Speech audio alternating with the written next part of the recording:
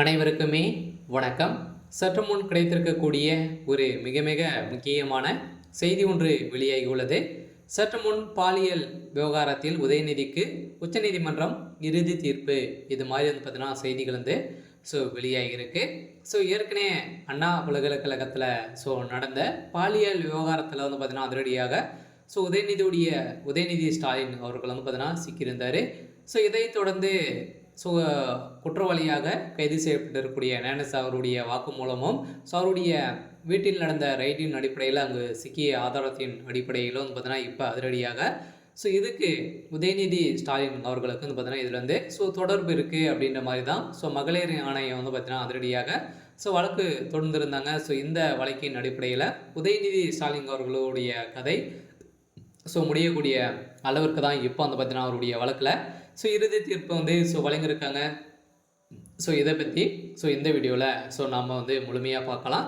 அதுக்கு முன்னாடி நம்ம சேனலுக்கு வந்து இப்போ தான் நீங்கள் முதல் முறையாக வந்திருக்கீங்க அப்படின்னா மறக்காமல் நம்மளுடைய சேனலை சப்ஸ்கிரைப் பண்ணி சப்போர்ட் பண்ணுங்கள்.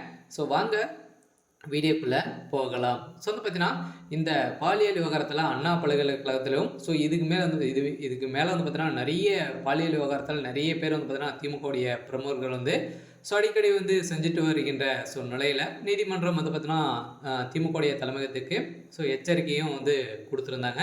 இதைத் தொடர்ந்து இந்த அண்ணா பல்கலைக்கழகத்தில் நடந்த பாலியல் தொந்தரவின் அடிப்படையில் மாணவி கொடுத்த வாக்குமூலத்தின் அடிப்படையில் வந்து பார்த்தீங்கன்னா அதிரடியாக குற்றவாளியாக திமுகவுடைய பிரமுகர் வந்து கைது செய்யப்பட்டார் இல்லையா. இவர் வந்து பார்த்தீங்கன்னா திமுகவுடைய பிரமுகரே வந்து இல்லை அப்படின்ற மாதிரி திமுக சேர்ந்த அமைச்சர்கள் அனைவரையுமே வந்து பேசியிருந்த நிலையில் வந்து பார்த்தீங்கன்னா அதிரடியாக எதிர்கட்சி தலைவர்கள் அனைவருமே இவர் வந்து திமுகவுடைய ஒரு முக்கிய நபராக தான் வந்து இருக்காரு அப்படின்ற மாதிரி தொடரப்பட்ட வழக்கில் இருந்தே என்பதுனா இப்போ அதிரடியாக உதயநிதி ஸ்டாலின் அவர்களுக்கும் இதில் தொடர்பு இருக்குது அப்படின்ற மாதிரி தான் இப்போ வெளியேறக்கூடிய செய்தியெல்லாம் பார்த்தீங்கன்னா அனைவருக்குமே ஒரு மிக மிக அதிர்ச்சி அளிக்கக்கூடிய சம்பவம் தான் வந்து நடந்திருக்கு.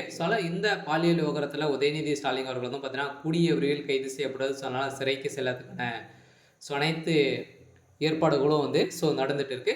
உச்சநீதிமன்றம் இன்று தீர்ப்பளிக்கக்கூடிய நிலையில் வந்து பார்த்தீங்கன்னா அதிரடியாக கால அவகாசம் வந்து கேட்டிருக்கக்கூடிய நிலையில் வருகின்ற வெள்ளிக்கிழமை வந்து பார்த்தீங்கன்னா இவருடைய வழக்கு வந்து நீதிமன்றத்தில் நேரில் ஆஜராகணும் அப்படின்ற மாதிரி வந்து உத்தரவிட்டிருக்காங்க. அதில் அனைவருமே எதிர்பார்த்த உதயநிதி ஸ்டாலின் அவர்கள் வந்து ஒரு முக்கிய புள்ளியாக தான் வந்து இருந்திருக்காரு.